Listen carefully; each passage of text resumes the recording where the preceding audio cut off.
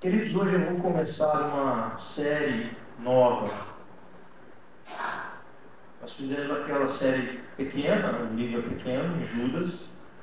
E agora no mês de maio, por ocasião de ser o mês das mães, mês que nós comemoramos o Dia das Mães, eu vou começar uma série sobre mães da Bíblia. Então nós teremos a partir de hoje e nos próximos domingos, nós vamos olhar para a vida de uma mãe da Bíblia. Obviamente isso aqui não é um culto de mulheres, nós não vamos olhar a perspectiva da maternidade em si, mas nós vamos tirar lições para as nossas vidas a partir do relato bíblico sobre a vida de algumas mulheres. E hoje nós vamos olhar a vida de Eva. Na semana que vem nós vamos olhar para a vida de Maria. Então nós vamos passear hoje em alguns versículos, alguns versículos da palavra do Senhor no livro de Gênesis, que é exatamente onde há o relato sobre a vida de Eva. Então, que o Senhor nos abençoe nessa jornada, que o Senhor abra nossa mente, nosso coração, para nós compreendermos e recebermos com toda clareza a palavra do Senhor. Gênesis, capítulo 1, versículos 26 e 27. O texto nos diz assim: Então Deus disse: façamos o ser humano, a nossa imagem, ele será semelhante a nós, dominará sobre os peixes do mar, sobre as aves do céu, sobre os animais domésticos, sobre todos os animais selvagens da terra e sobre os animais que rastejam pelo chão. Assim Deus criou os seres humanos, a sua própria imagem, a imagem de Deus os criou, homem e mulher os criou. Esse é o primeiro texto que eu separei e ele narra de forma geral a criação de Deus. Deus escolheu criar seres humanos, Deus escolheu criar o homem, Deus escolheu criar a mulher. E é interessante que Deus o faz e ele cria do nada, ele cria pelo seu poder criador, cria o homem, depois cria a mulher. E nós temos então uma primeira verdade aqui, é que nós somos obra planejada por Deus. Nós não somos fruto do acaso. Aquele que criou todas as coisas, aquele que sustenta todas as coisas, planejou criar o homem e planejou igualmente criar a mulher. Gênesis capítulo 2, verso 18, agora nos diz assim: Então o Senhor declarou: Não é bom que o homem esteja só, farei para ele alguém que o auxilie e lhe corresponda. No capítulo 1 nós temos uma narrativa da criação que é de modo geral, e depois nós temos a partir do capítulo 2 detalhes dessa criação. E o fato é que Deus criou o homem do pó da terra, e depois criou todas as coisas, criou o homem. Deus diz que faltava algo, e o que faltava? Faltava uma mulher para esse homem. Que bênção que você tem a sua, varão. Aí, ó, abençoado. Não te falta nada, tá vendo? Ó? O Adão estava faltando, mas você já foi abençoado. Louvado seja Deus pelas nossas vidas, que já fomos abençoados com a nossa mulher. Olha como Deus vê a mulher como uma dádiva, como uma bênção. Deus presenteia o homem, Deus dá ao homem uma mulher. E o faz de modo muito especial. Ele faz o homem dormir. E da costela desse homem, ele forma a mulher. E eu quero destacar aqui dois termos: que alguém que pudesse auxiliar esse homem na jornada e que o correspondesse, que fosse igual a ele, alguém que ele pudesse olhar nos olhos. O homem tinha Deus acima dele e tinha toda a obra criada abaixo dele, mas faltava alguém igual a ele, semelhante a ele. Então Deus cria a mulher para que essa corresponda a esse homem. Agora nós vamos avançar um pouquinho ainda no capítulo 2, mas a partir do verso 21, o texto nos diz assim: Então o Senhor Deus fez o homem cair em profundo sono, e enquanto este dormia, tirou-lhe uma das costelas, fechando o lugar com carne. Com a costela que havia tirado do homem, o Senhor Deus fez uma mulher e trouxe a ele. Disse então o homem: esta sim é osso dos meus ossos e carne da minha carne. Ela será chamada mulher, ou varou em algumas versões, porque do homem foi tirada. Por essa razão o homem deixará pai, mãe, se unirá à sua mulher, e eles se tornarão uma só carne. O homem e sua mulher viviam nus e não sentiam vergonha. Aqui é a essência da relação homem-mulher, a essência do casamento.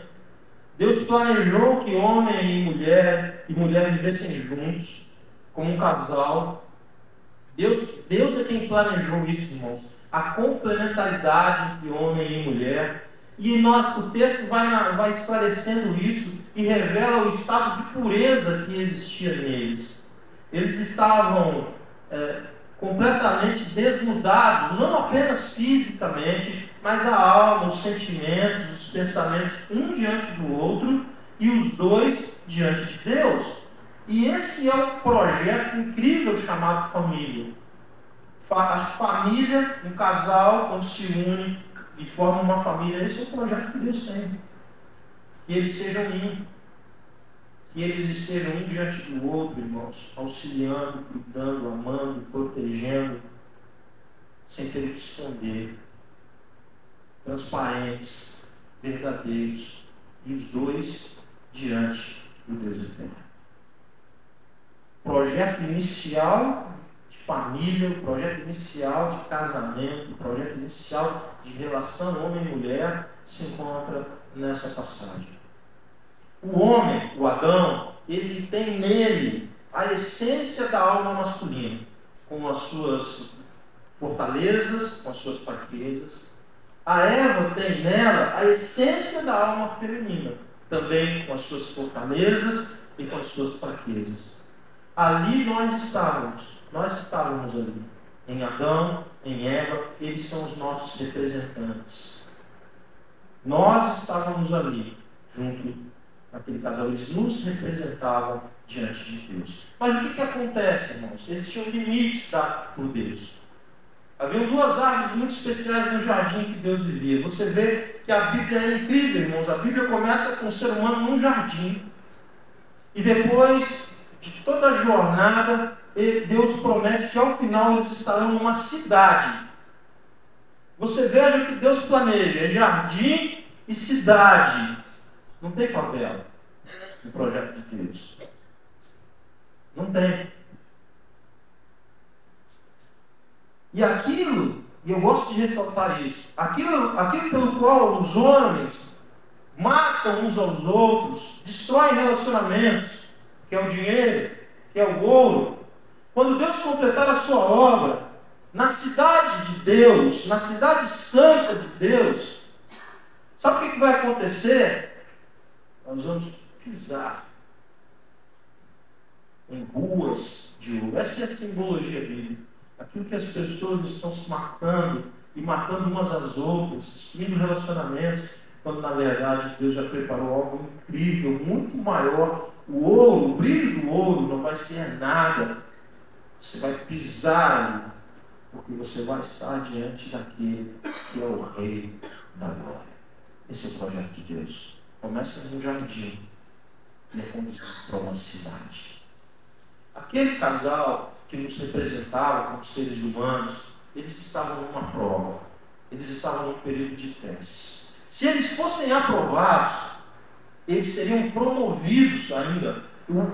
O paraíso, por melhor que fosse, o jardim, por melhor que fosse, ele não era o projeto final de Deus para eles. Não era.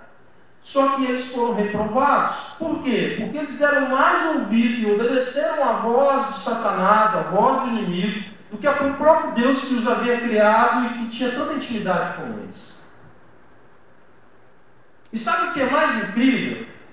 É que se a gente tem pelo menos um espelho embaçado em casa, nós sabemos bem que se nós estivéssemos lá, possivelmente nós teríamos cometido o mesmo erro. Não dá para olhar para Adão e dizer assim: ei, Adão, que é isso, rapaz? Como é que você me dá uma dessa? Eu nunca faria isso. Não dá para uma mulher olhar para ela e falar: como é que você estava com a cabeça que você foi da trela dar espaço para a voz do inimigo na sua mente, na sua vida. Qual mulher que poderia hoje dizer: eu nunca fiz isso, eu nunca erraria isso, eu nunca dei nem ideia para nenhuma voz que não fosse a voz de Deus na minha vida? Nós estávamos lá, gente. E é importante que isso fique claro para nós, porque senão fica uma distância muito grande. Nós não estamos aqui para estudar a história da vida de Eva. Nós estamos aqui para olhar para a vida de Eva e perceber que Deus cuida de pessoas que erram, que fracassam, e Deus intervém, e Deus mostra seu amor, e Deus conduz para o acerto, Deus tem perdão. E o primeiro passo para isso é perceber que nós não somos melhores que o primeiro casal.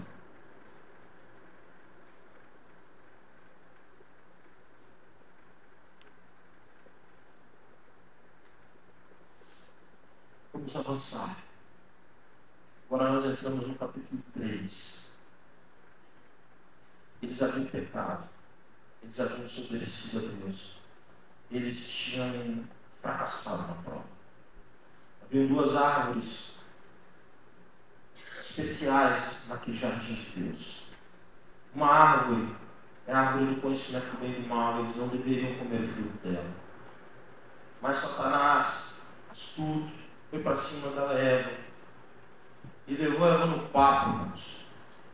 Falou: você vai acreditar nisso? Você vai acreditar que você não pode comer isso? Sabe por que ele falou isso? Porque ele sabe que no dia que você comer isso aqui, olha, você vai ter todo o conhecimento, você vai ser como ele. Você vai brilhar como ele. Você vai ter poder dele. Você vai ser como ele. Ela come. Ela não compartilha aquele momento estranho e difícil com o seu marido. O marido comeu mosca feio. Porque onde estava esse homem que não estava cuidando da mulher? Deus deu a ele para ele cuidar dela. Ela se colocou em situação de risco e não havia um homem para protegê-la. Ao darem atenção à voz do inimigo, ao darem obediência ao inimigo, ao fazerem o que o inimigo queria, a vida deles é completamente mudada e a vida da história da humanidade, do ser humano, é completamente mudada. Porque agora eles erraram diante de Deus, eles trocaram Deus por Satanás. E Deus vinha estar com eles todos os dias. Todos os dias. Deus quer estar com a gente todo dia. Isso é muito claro em Gênesis. Não tinha um dia que Deus falava assim: hoje não vou. Hoje estou sem assunto. Não, Deus vinha estar com eles e Deus continuou vindo estar com eles. Só que agora eles querem fugir de Deus. Só que agora eles querem se esconder de Deus. Só que agora, uma vez tendo desobedecido a voz de Deus, a palavra de Deus, e tendo feito a vontade do inimigo, eles olham Deus e eles se sentem ameaçados por Deus. Deus agora é uma ameaça para a vida deles. O Deus que os criou, o Deus que os sustentou, o Deus que colocou tudo sob os cuidados deles. Agora eles olham para esse Deus e dizem: esse Deus é uma ameaça, nós precisamos fugir desse Deus, nós precisamos nos esconder desse Deus, nós não podemos ficar aqui porque esse Deus vai vir até nós, a gente precisa dar um jeito de sumir daqui. Mas é impossível sumir de Deus, é impossível esconder-se de Deus. Você pode ir para um lugar mais alto, para um lugar mais profundo, o mais distante que você imaginar, você não vai fugir de Deus. Você pode ir para dentro de uma caverna, Deus vai ao seu encontro. Porque Deus não desiste de pessoas que erram. Deus não desiste de pessoas que lhe desobedecem. Deus não é como o Carlos. Deus vem e Deus encontra.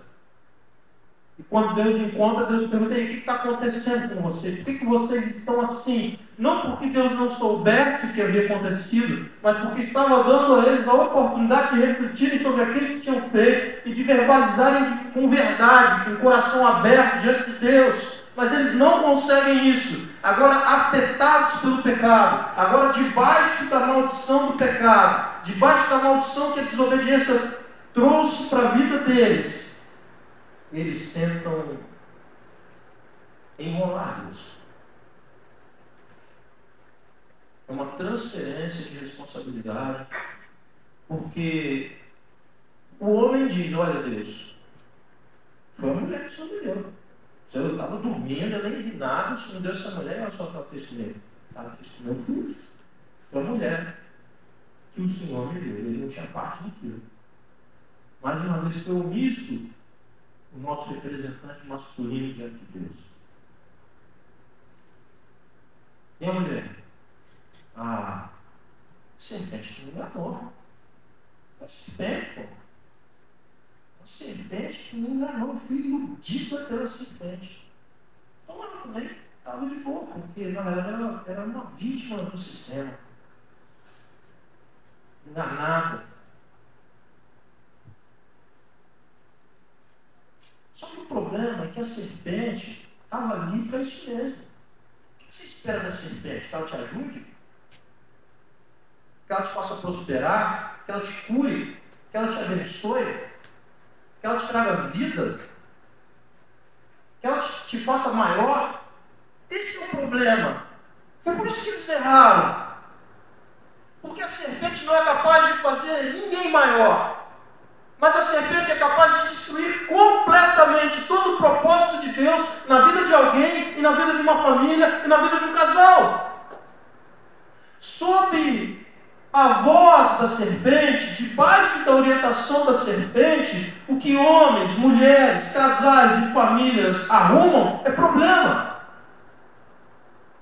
é derrota, é divisão, é afastamento de Deus e morte. O que Deus faz imediatamente para provar o seu amor? O que Deus faz imediatamente para mostrar para aqueles dois que eles continuavam nos planos de Deus? Deus impede que eles comam da outra árvore. Qual que era a outra árvore, pastor? A árvore da vida. E o que ela fazia, pastor? Ela era como um portal. Vocês gostam de filmes que têm portais? Aí entra numa outra realidade. Portal. Ela era como um portal desse. Se eles comessem aquele fruto, o portal se abriria. E eles entrariam para a condição de eternidade. Só que eles estavam em pecado, em desobediência e separados de Deus. Se eles comessem um fruto que os conduzisse para a eternidade, na condição de separados de Deus, não teria remédio para a vida deles, não teria solução para a vida deles, eles estariam completamente condenados eternamente. Aquela árvore estava ali, o portal deveria se abrir quando eles fossem premiados pela obediência a Deus. Aquela árvore estava ali colocada como um dia glorioso que seria, em que Deus falava assim: olha, show de bola, está liberado comer aquele fruto. Vamos lá, experimentem. Vocês vão gostar. Vocês nem imaginam como bom é, vocês vão amar. E eles iriam comer aquele fruto. E eles iriam adentrar na eternidade. Eles estariam com Deus numa condição infinitamente melhor do que o jardim, eternamente. Porque esse é o plano de Deus.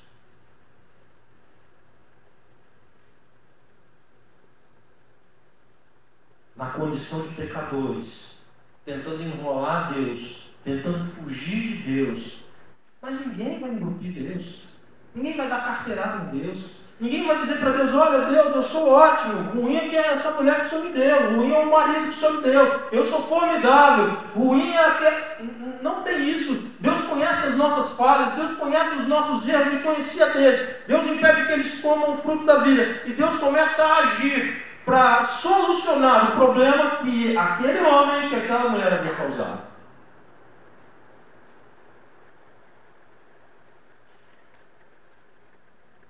Olha o que Deus diz.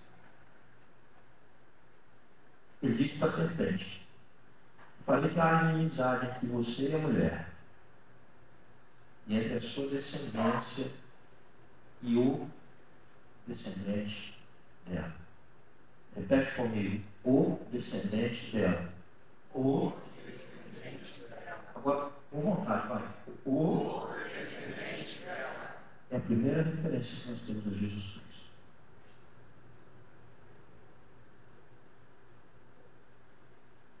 Aqui começa o plano de Deus de religar o homem pecador ao Deus Santo. Você vai falar, pastor, mas na eternidade ele havia planejado. Mas eu digo na história da humanidade, na história do homem, é a primeira menção que se tem. Ele diz o seguinte: olha, você enganou essa mulher, você iludiu essa mulher, mas o filho dela vem aí. Quando o filho dela vier, ele vai esmagar a sua cabeça por todo sempre. Aleluia. Glórias ao nosso Deus Santo, bendito. Deus não deixou barato. O filho dessa mulher que você iludiu, que você enganou, que você desviou do meu propósito, ele vai pisar e vai esmagar a tua cabeça.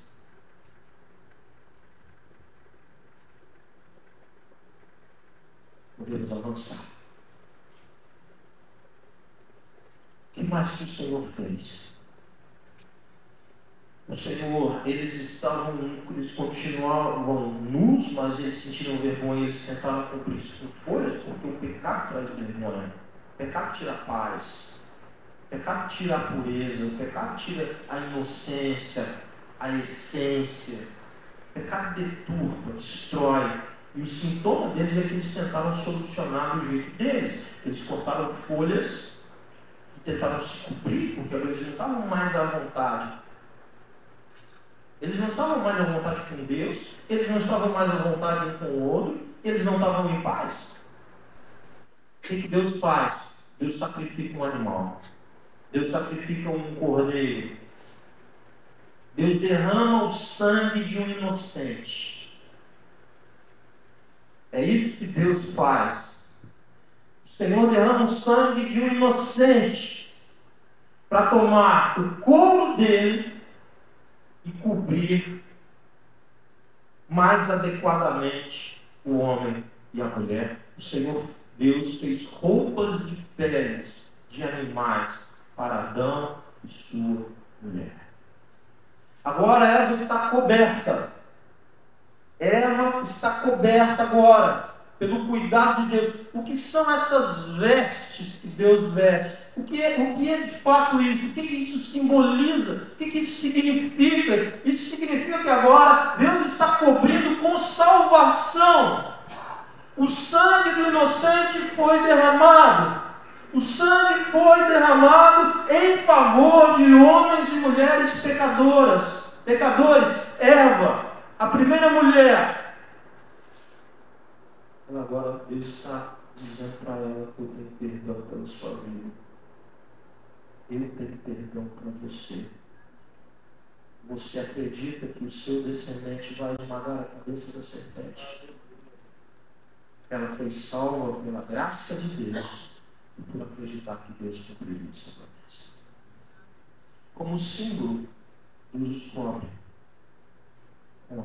com a pele de animais. Deus fez um casaco de pele chique para ela toda a vida. Mas pensa numa mulher abençoada. Lá no começo já tinha um casaco de pele.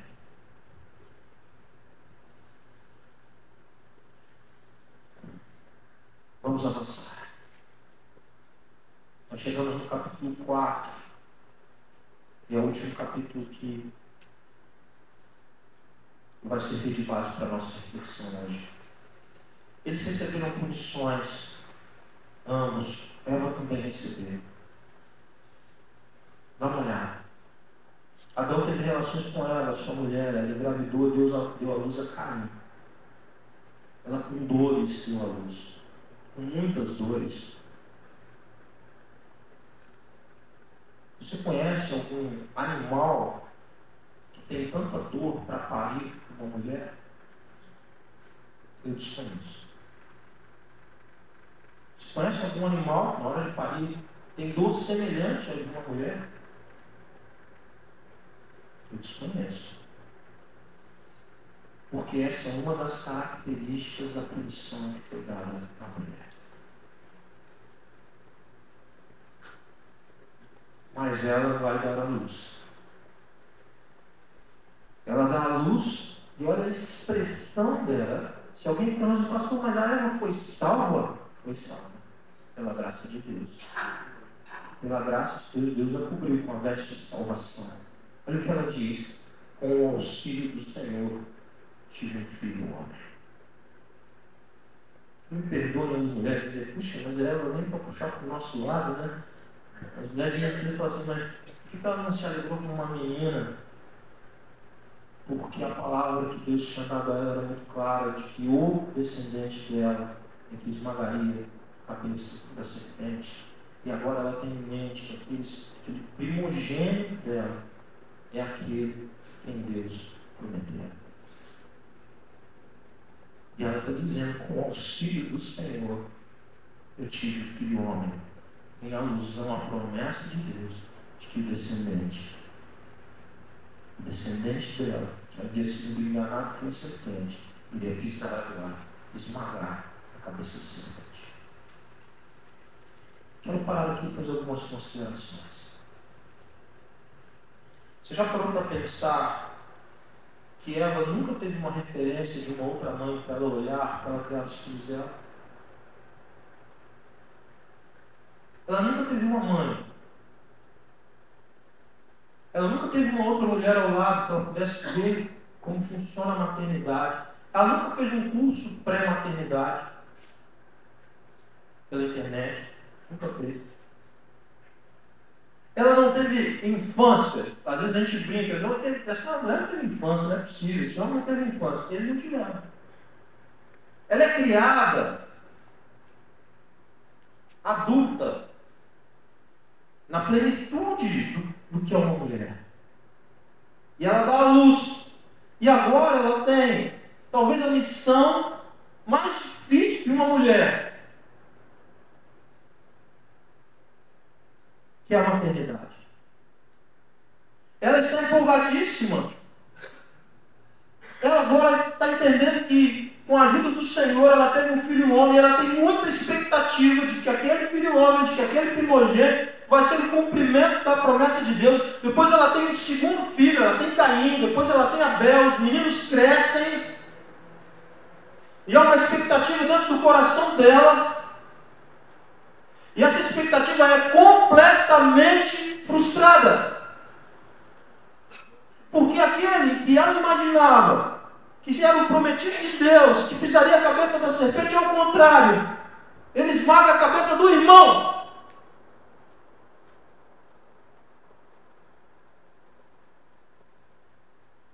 Numa desavença sobre adoração. Dois irmãos vão adorar. Deus aceita o sacrifício, a adoração, a entrega, a essência de adoração e entrega. Mas ele rejeita a do outro. Ele rejeita a de Caim, aceita a de Abel. Tomado de péssimos pensamentos, de terríveis sentimentos, e mesmo sendo avisado por Deus que ele não deveria fazer aquilo, ele não se contém. Ele avança contra o irmão, ele engana o irmão, leva o irmão para o campo, covardemente derrama o sangue do irmão e o mata. Essa é a história de Eva.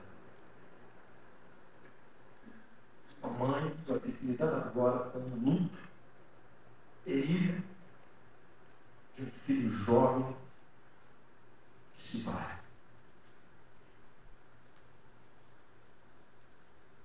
Essa é a história dessa mulher, que agora vai ter que lidar com o sentimento de olhar o filho e matou o outro filho. Você consegue imaginar o interior da vida dessa mulher? Você consegue, por um pouquinho que seja, se colocar no lugar dessa mulher?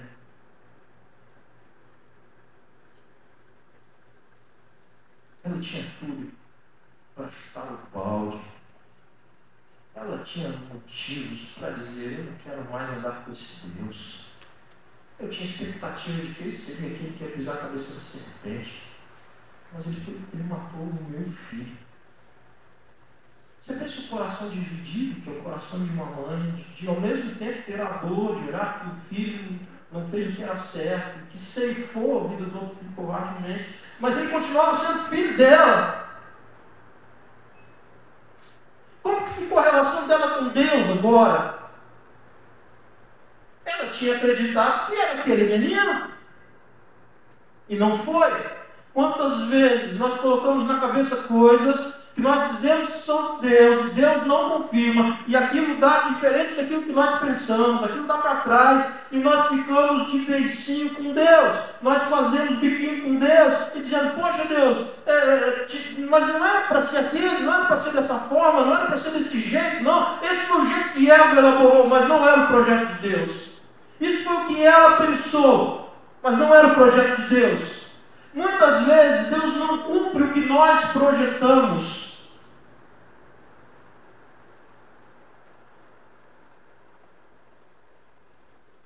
Se você não tem certeza que é de Deus, um plano, uma ideia, um projeto, basta dizer que você deseja aquilo, mas não diga que é de Deus. Se você não tem certeza, não diga que é de Deus, porque você vai se envergonhar.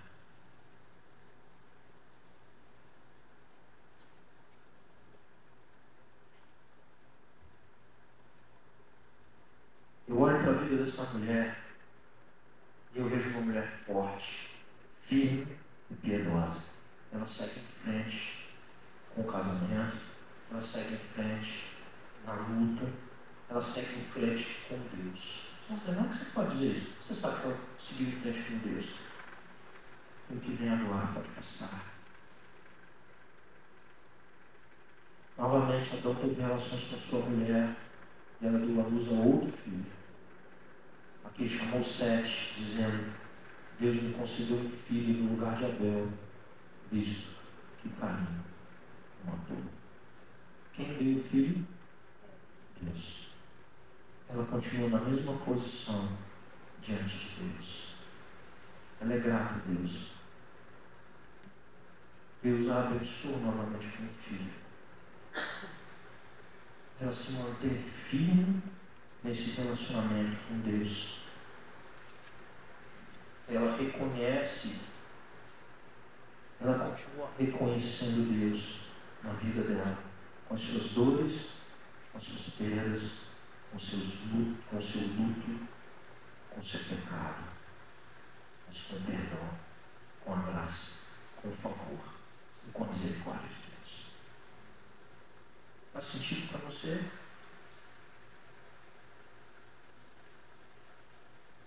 Quero fechar a minha palavra.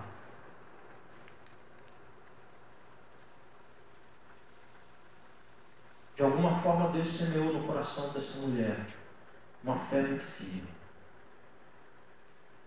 A vida dela não é um progresso linear.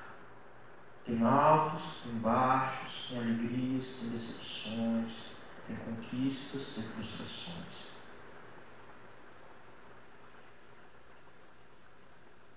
Eva é gente como a gente.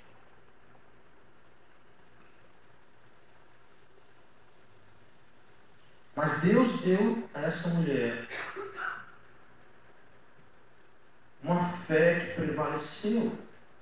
Mesmo com a desilusão em relação ao primogênito, Deus deu errado, ela continua crendo e ela continua agradecendo a Deus. E sabe o que Deus vai conduzir? Deus vai conduzir a história para um outro menino. Não Caim, tampouco Sete.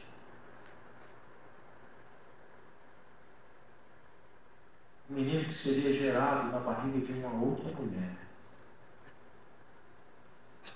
Obra do Espírito Santo de Deus. O nome dele é Jesus. Ele esmagou a cabeça da serpente. Não foi em vão o resgate dessa mulher. Todos nós, Maria e todos nós, de alguma forma, somos filhos dessa mulher. Em Jesus, Deus cumpriu o que havia prometido. E cumpriu completamente, absolutamente. Deus decreta a vitória, a sua própria vitória. Deus decreta a derrota completa de Satanás. E Deus continua chamando homens e mulheres que erraram, que pecaram, que se desviaram, que viveram lutos, que viveram frustrações, que viveram dores, que viveram projetos que não aconteceram para a presença dEle, assim como Ele fez com essa mulher. Ele continua chamando a mim, chamando a você, para crermos no Seu nome, para crermos na Sua palavra, para nos dirigirmos pela palavra dEle, nossa casa, nossos relacionamentos, tudo, porque Ele já conquistou. É isso que essa mulher me ensina. O filho de Maria também era filho de Eva. O modo como Deus salvou ela é o modo como Ele salva você e a mim. Pela graça, pela misericórdia. A gente tentando fugir de Deus. A gente tentando dar desculpas para Deus. A gente sabendo que a gente não tinha as contas acertadas com Deus. Mas Ele vem ao encontro. Ele vem com verdade. Ele vem com misericórdia. Ele entrega o inocente, que é o próprio Filho dele, Jesus. O sangue de Jesus é derramado e nós somos cobertos com vestes de salvação. Você crê nisso? Eva creu e foi salva.